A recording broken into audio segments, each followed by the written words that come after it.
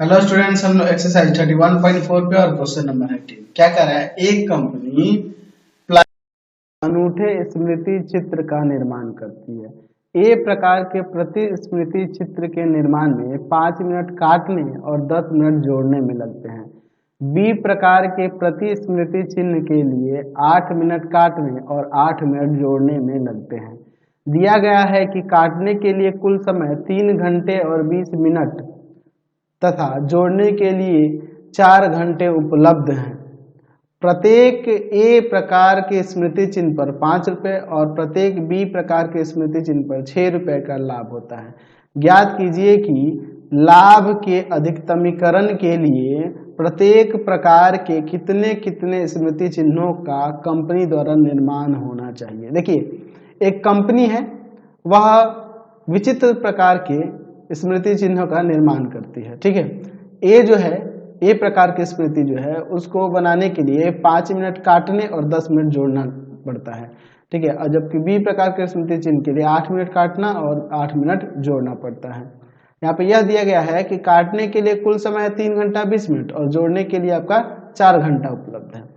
ए प्रकार के प्रति स्मृति चिन्ह पर 5 रुपये का और बी प्रकार के प्रति स्मृति चिन्ह पर 6 रुपये का लाभ होता है। तो हमें अधिकतम लाभ के लिए कितनी कितनी स्मृतियां बनानी होंगी, ये हमें यहाँ बताना है। कंपनी कितनी कितनी स्मृति बनाएगा, तो हम लोग मान लेते हैं भाई कि माना ए प्रकार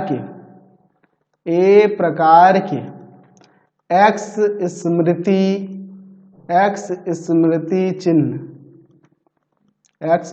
चिन्ह तथा बी प्रकार के वाई स्मृति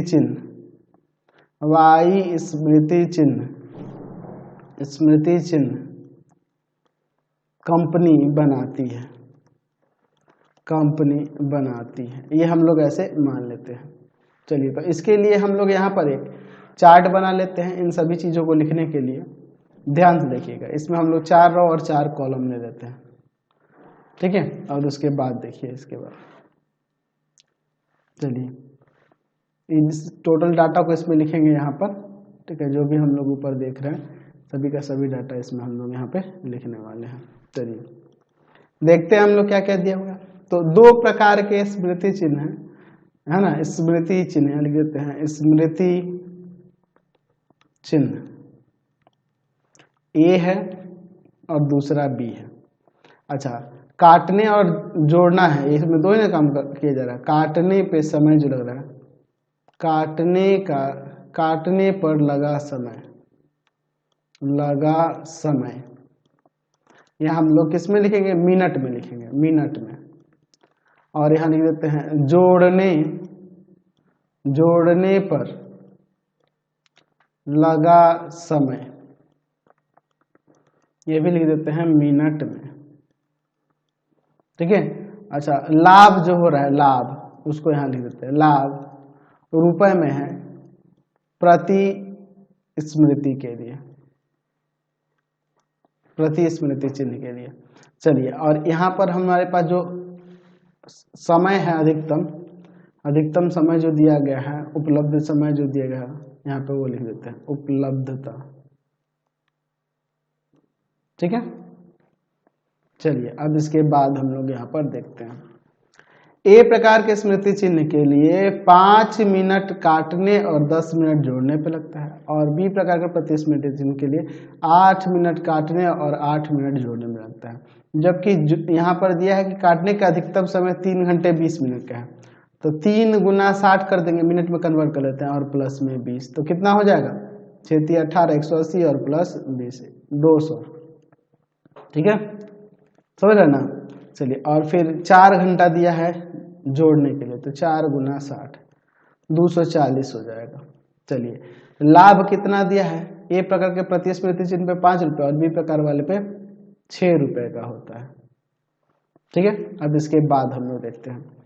हम लोग यहाँ पे मैक्सिमम वैल्यू निकालना है, तो मैक्सिमम ऑफ जेड के लिए हम लोग क्या लेंगे, यहाँ पर देखिए, तो हमें यहाँ पर देख रहे हैं कि एक्स स्मृति चिन्ह ए प्रकार के और वाई बी प्रकार के हैं, और एक्स वाले ए वाले पे 5 रुपये एक पे लाभ होता है और बी वाले पे प्रत्येक पे 6 रुपये लाभ होता है। तो यहाँ से आ जाएगा 5x और प्लस में 6y। समझ गए। अब इसके बाद यहाँ से दो समीकरण तैयार करेंगे। तो देखिए काटने में ए प्रकार के स्मृति चिन्ह बनाने के लिए काटने में 5 मिनट लग रहा है, तो एक्स स्मृति बन रहा है तो 5x टाइम लगेगा काटने में।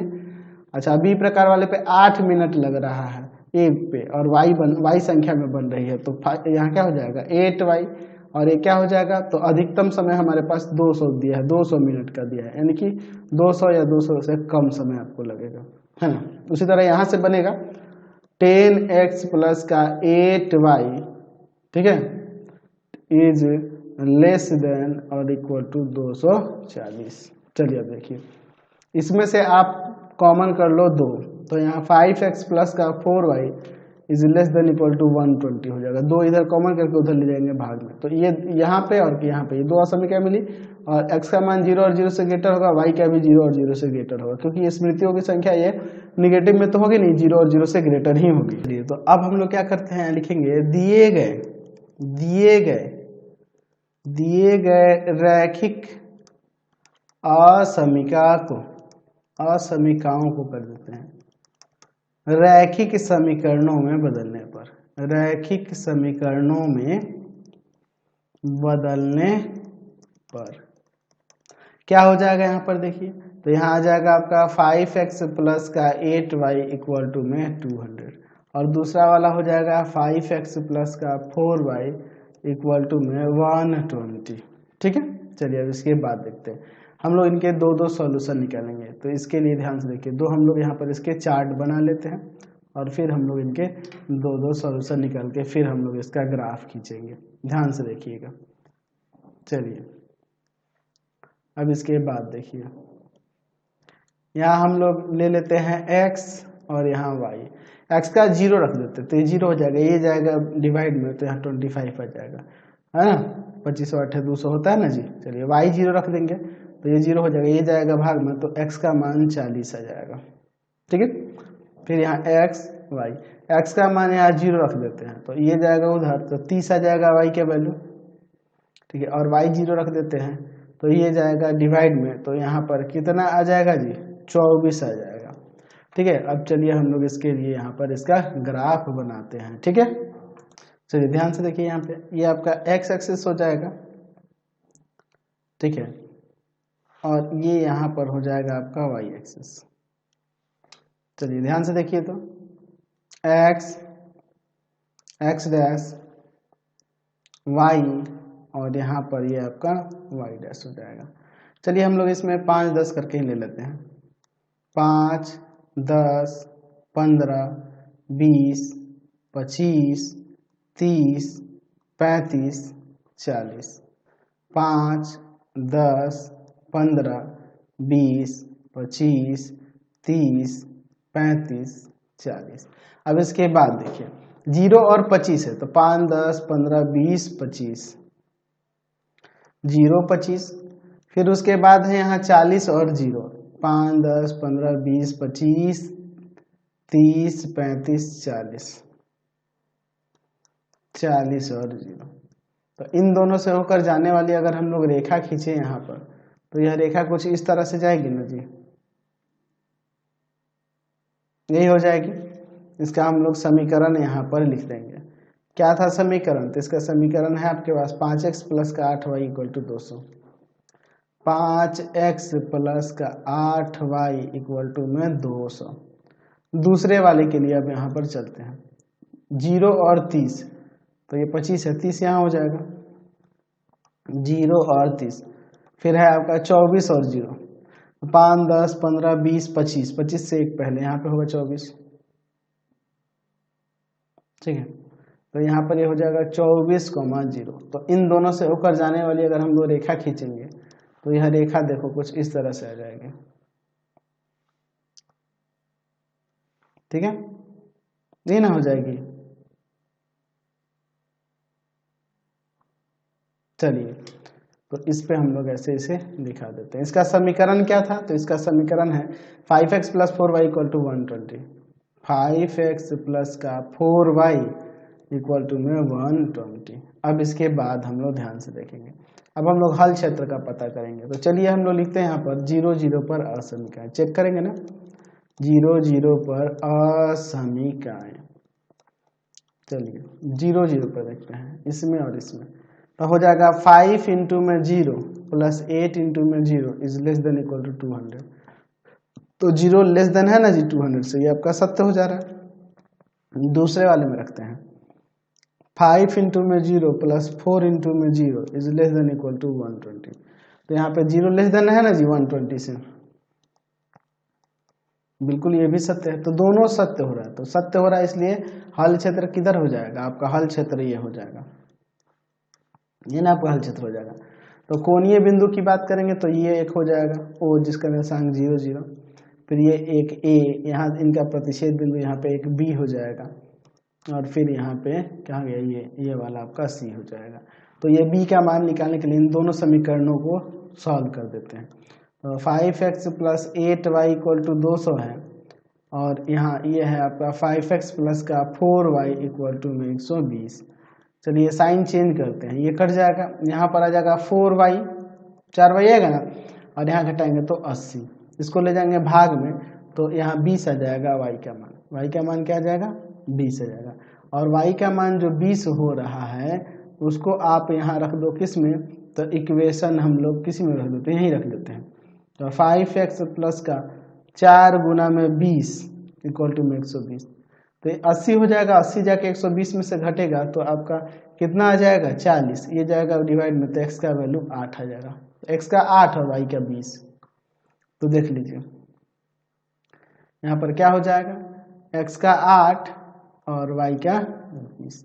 तो हम लोग लिख सकते हैं कि हल क्षेत्र एक चतुर्भुज है, बाउंडेड फिगर है बन रहा है, ये आपका एक चतुर्भुज के रूप में है, चतुर्भुज है जिसके कोणीय बिंदु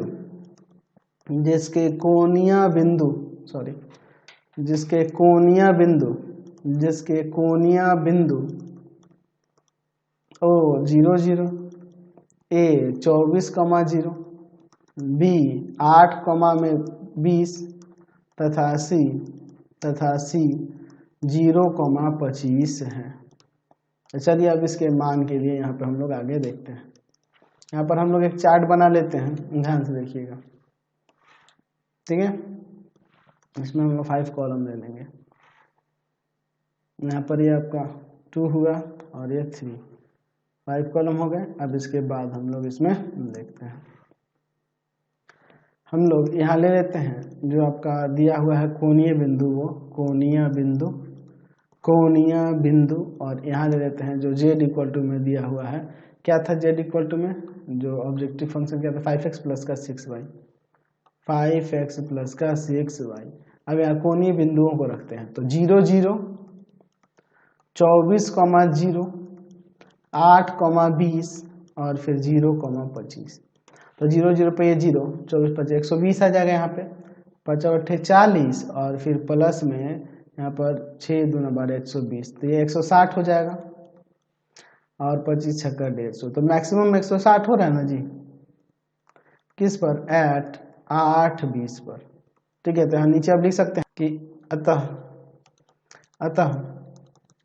ए प्रकार के 8 स्मृति चिन्ह तथा बी प्रकार के 20 स्मृति चिन्ह बनाने पर कंपनी को अधिकतम लाभ होगा,